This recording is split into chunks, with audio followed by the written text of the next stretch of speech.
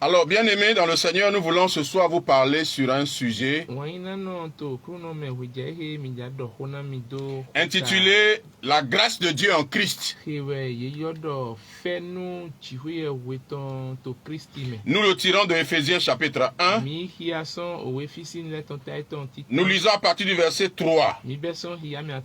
La Bible dit « Béni soit Dieu, le Père de notre Seigneur Jésus-Christ, qui nous a bénis de toutes sortes de bénédictions spirituelles dans les lieux célestes en Christ. En lui, Dieu nous a élus avant la fondation du monde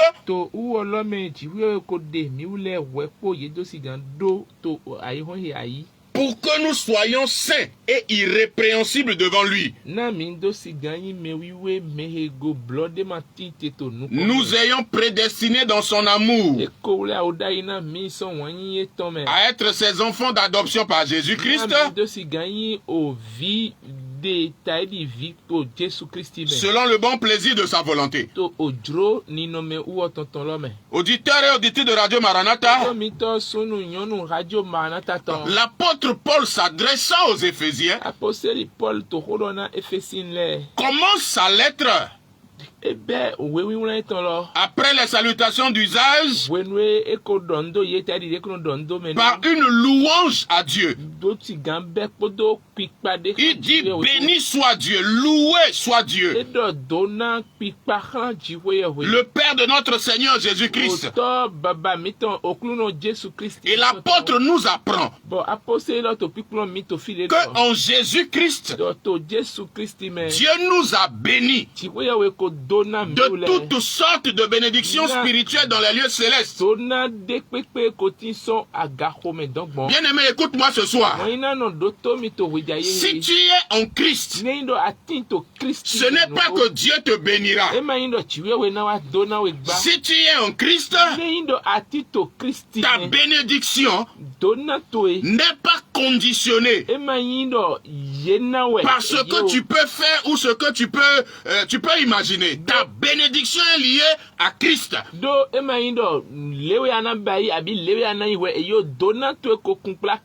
Le chrétien ne sera pas béni. Le chrétien a été béni. Dans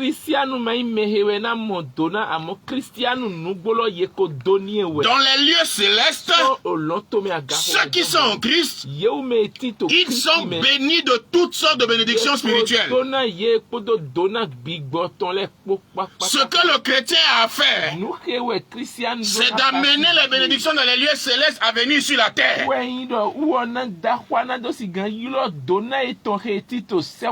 En Christ, nous sommes bénis. Et il n'y a aucune bénédiction qui manque. Quel que soit le domaine de la vie, que ce soit sur le plan spirituel, sur le plan physique, sur le plan matériel,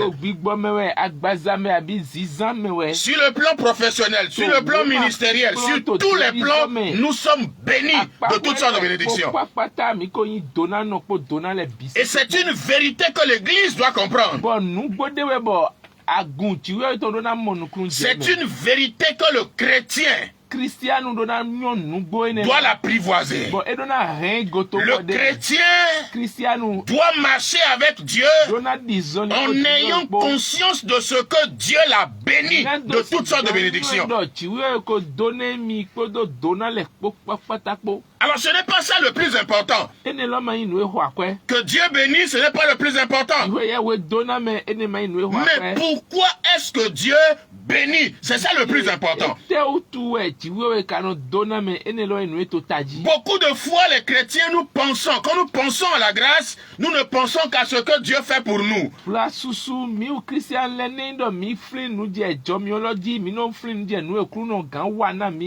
Par la grâce, Dieu nous a sauvés. Par la grâce, Dieu nous a bénis.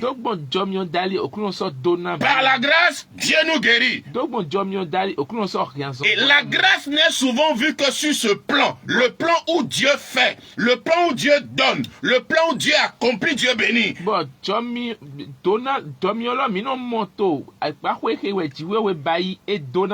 Bien aimé, si Dieu a fait toutes ces choses par la grâce, c'est pour un but.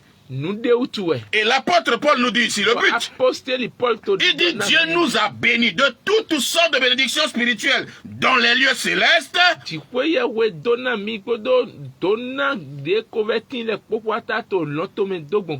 dit en Christ Dieu nous a élus avant la fondation du monde. Et il dit pour que la raison pour laquelle Dieu nous a bénis, la raison pour laquelle Dieu nous a élus avant la fondation du monde,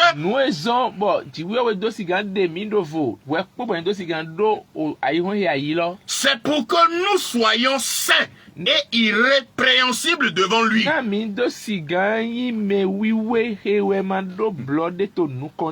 nous a bénis pour que nous soyons saints. Mais aujourd'hui, nous dissocions le message de la bénédiction de la sanctification.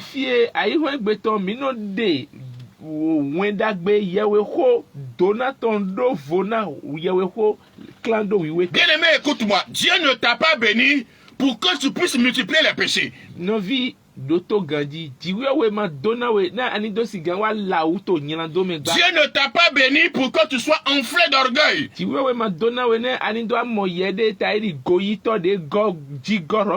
ne t'a pas béni pour que tu puisses marcher, piétiner les autres. Bien aimé, la grâce de Dieu en Christ, c'est que Dieu nous a bénis pour que nous soyons saints devant lui. La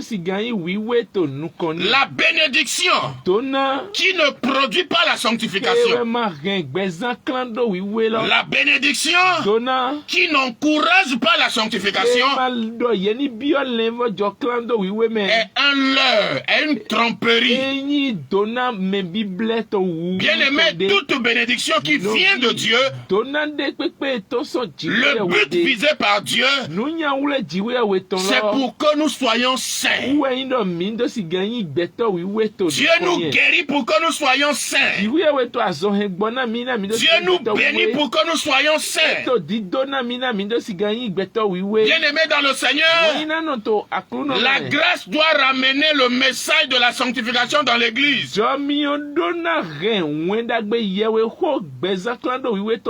D'ailleurs, nous en tant que ministres de Dieu, si Dieu nous a établis dans l'église, notre première mission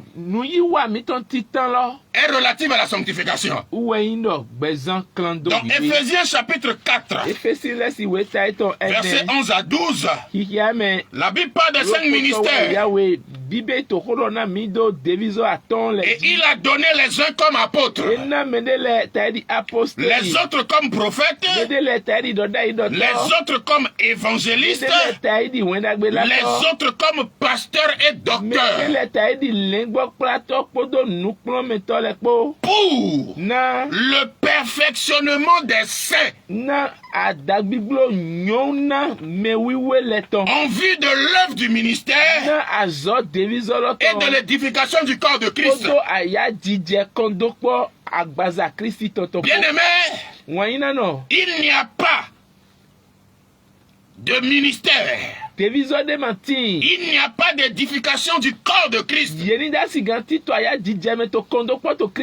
sans la sanctification. C'est pourquoi les 5 ministères ont été donnés à l'église avec pour premier but le perfectionnement des saints.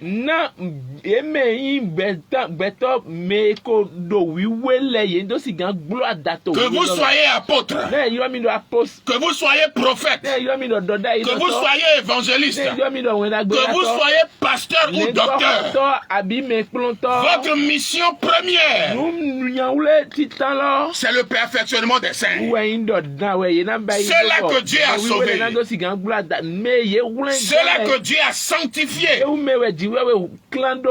par l'œuvre de la croix, que la Bible appelle la sanctification de l'esprit. Nous avons la responsabilité de les perfectionner, de les rendre meilleurs dans la sanctification. Il n'y a pas de ministère qui ne concourt à la sanctification. Il n'y a pas d'appel qui ne presse pas la sanctification. Les 5 ministères dans l'église sont établis d'abord pour le perfectionnement des saints.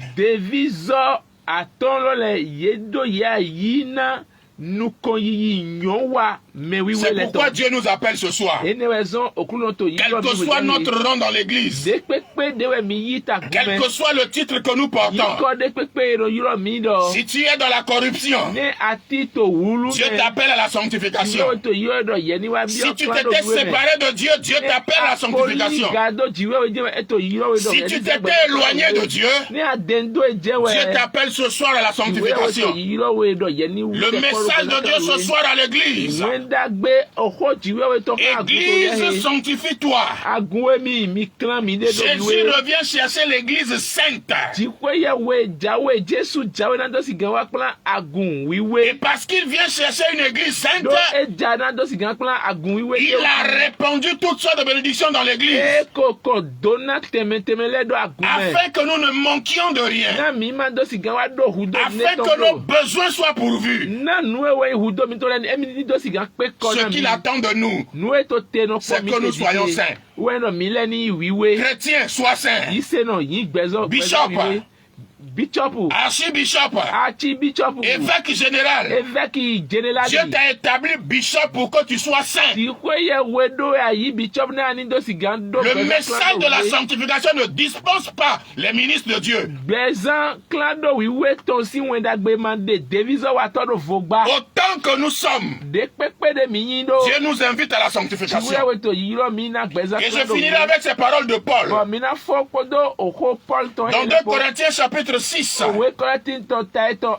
l'apôtre Paul, parlant de la sanctification, dit, 2 Corinthiens 6, le verset 16. Gagnons du temps, verset 16. Oui, quel rapport y a-t-il entre le temple de Dieu et les idoles?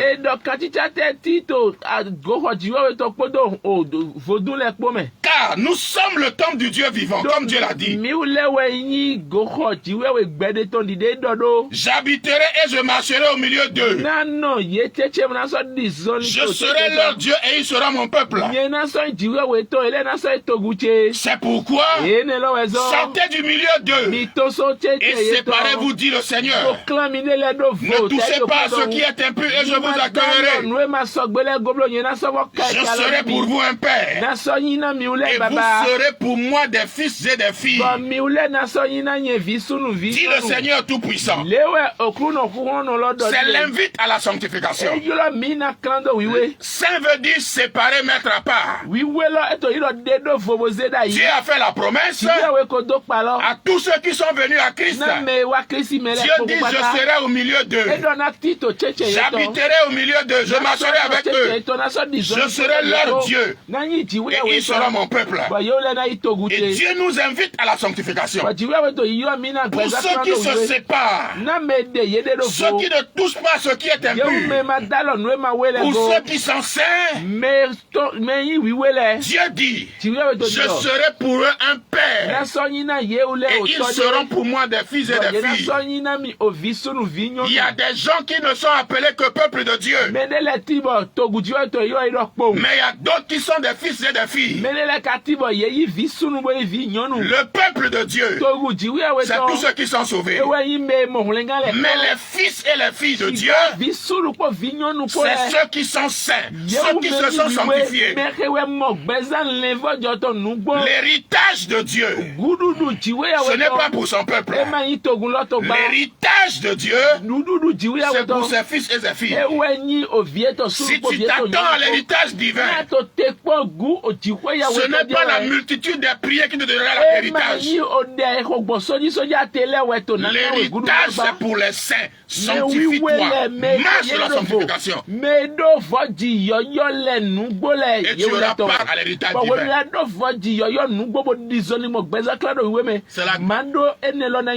C'est la grâce de Dieu qui est en Christ. La grâce telle que nous la concevons. La grâce que nous disons grâce, grâce, grâce, grâce, grâce. La grâce de Dieu, c'est que Dieu a tout fait pour que nous soyons saints. Si nous concevons la grâce autrement, nous sommes passés à côté du but de Dieu. Dieu a tout fait. Il a sacrifié son fils. Il a été prêt au plus grand sacrifice pour que nous soyons comme lui. Lui, il est saint. Que nous soyons comme lui, c'est que nous soyons saints. C'est ça l'évangile. Que Dieu bénisse sa parole et qu'il nous bénisse au nom de Jésus. Amen.